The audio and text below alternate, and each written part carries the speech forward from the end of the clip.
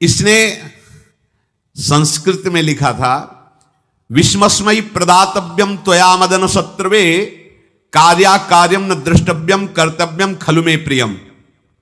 मदन पुत्र, उनके नाम था मदन। अय मदन, बिना कुछ विचार किए इसको विष दे देना जाते ही। क्या उचित है क्या अनुचित ये तुम्हें नहीं सोचना, मेरा प्रिय करना, मेरे आदेश का पालन, जाते ही से विष दे देना। पत्र उसने देखा वो पिताजी की बुद्धि खराब हो गई, ऐसे सुंदर नव किशोर को विष देने की बात लिख दी।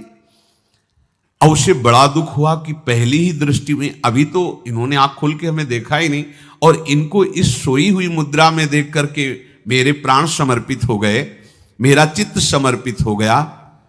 चलो, जब मेरी सखियों के नाम पुकारे जाते, हेमलता शशिकला आदि, तो मुझे चुभता था कि मेरा नाम पिताजी ने विषया क्यों रखा है। आज सार्थक हो गया, मेरा नाम सार्थक हो गया।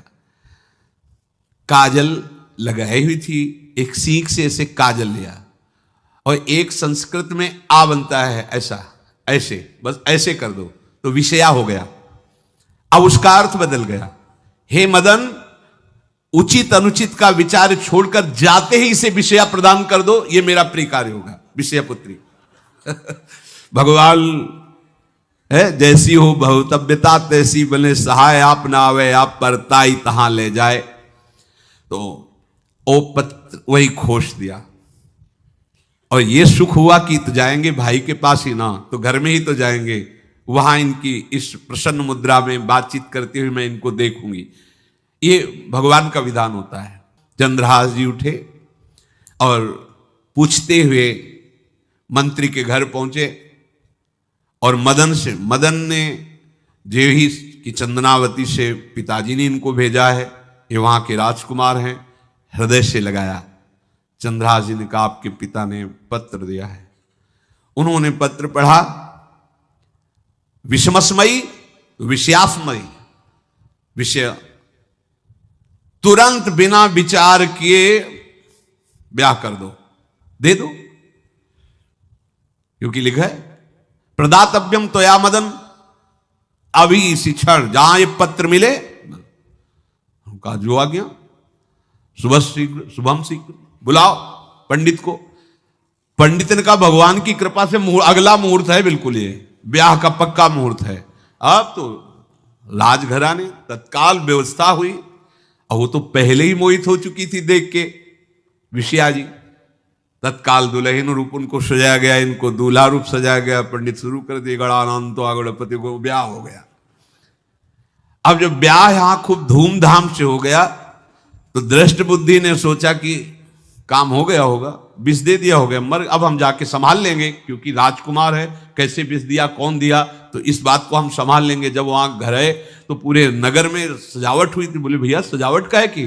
बोले महाराज आपके ही आदेश से तो है, आपने दूल्हा भेजा था। और दूल्हा भेजा, ब्याह किसने कब कहा ऐसा? बोले वो तो मदन के पास चिट्ठी रखी है।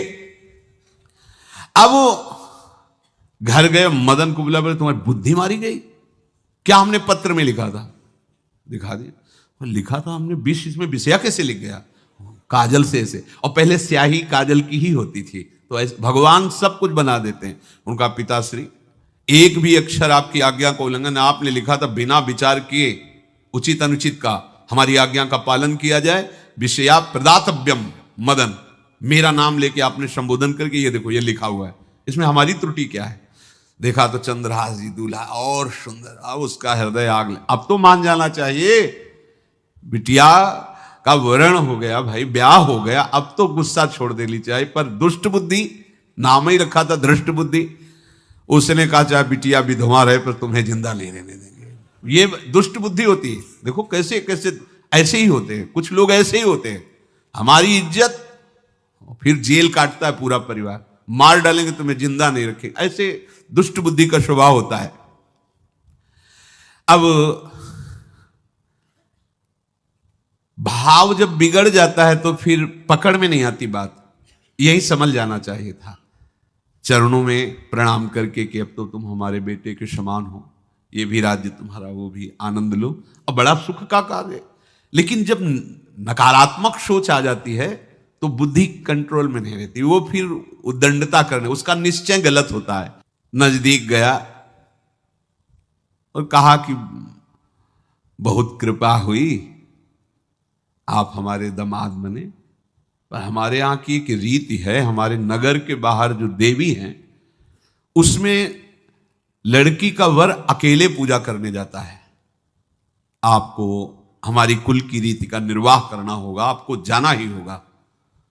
कोई समस्या नहीं, हमारे लिए तो हर देवी देवता भगवत स्वरूप है, आपके लिए हम पूजने चले जाएंगे, पूजन की थाल तैयार करो। और उधर कई बलवान सैनिकों को भेजा, देवी पूजने जो आ रहा है तत्काल उसे काट देना, किसी भी तरह बचना नहीं चाहिए, नहीं तुम सब मारे जाओगे। जो आदेश देवी मंदिर में सैनिकों को लगा दिया, जो आवे तत्काल मार देना, क्योंकि अब भेज ही रहे ना, तो नाम नहीं लिया, कहा जो आवे तत्काल मार देना, मेरा आदेश अगर बचा तो मैं तुम्हें मार दूंगा। उन राज सैनिकों ने जो बधिक स्वभाव के थे पहले से वहां लग गए। बड़ा विचित्र भगवान का खेल है। वहां के चक्रवर्ती सम्राट जो थे बड़े बड़े विद्वान और ऋषियों से बातचीत कर रहे थे। उनका महाराज अब आपका राज सिंहासन पर बैठना राज्य के लिए अमंगल होगा, ऐसा समय आ रहा है। इस समय यदि चंद्रहास जी को सम्राट पद पर बैठा दिया जाएगा तो आगे अकाल नहीं पड़ेगा और बड़ा मंगल होता चला जाएगा। ये मुहूर्त आपका राज सिंहासन पर से हटने का है, तो उनका प्रजा का मंगल हो और देश का मंगल हो, इसलिए हम बिल्कुल। मदन वहीं बैठे हुए थे। सचिव ने कहा तुरंत जाओ और जो तुम्हारे बहनोई बने हुए हैं चंद्रहास जी को लाओ। तो भागे। तो जो और सैनिक, राज सैनिक थे, पूछा किधर जा रहे हो? बोले वो अपने बहनोई चंद्रहास जी। बोले वो तो देवी पूजा के लिए गए। तो घर में जाके वो सीधे आगे बढ़े, तो जा ही रहते थाल सजा कर देवी। बोले सुनो, इसी समय मुहूर्त है, आपको देवी पूजा हम कर लेंगे जाके, या हम थाल लेके वहां बैठे रहेंगे, पहले सम्राट पद का वो अभिषेक करो, फिर देवी पूजा हो जाएगी। ये तो घर की बात है, और देवी पूजा मैं करके आ रहा हूं, वो देवी पूजा के लिए और वो सम्राट पद के लिए, बीच से ही। दौड़ो सुख पाई जाई मगही में लियो जाए, दियो सो पठाई नृप रंग माही भीजिए। अब जो सम्राट थे तो बहुत आनंदित हो गए, क्योंकि भगवान का भक्त तेजस्वी और बलवान शूरवीर योद्धा जो सम्राट पद पर बैठेगा तो अकाल नहीं पड़ेगा, सुख की सब प्रजा को वृत्ति प्राप्त होगी। बड़े आनंदित होकर इनका सम्राट पद पर अभिषेक हो रहा है। और दृष्ट बुद्धि के पुत्र जो मदन संतों और भक्तों का आदर करते थे, वो देवी पूजा, और वहां पहले उसने बोल रखा था जो आवे तो देवी अपमान ते न डरो सम्मान करो, जात मारी डार्यो या सो भाष्यो भूप लीजिए। चंद्रहास जी का सम्राट पद पर अभिषेक और मदन जी का देवी मंदिर में प्रवेश, और सैनिकों ने काट के फेंक दिया मदन को।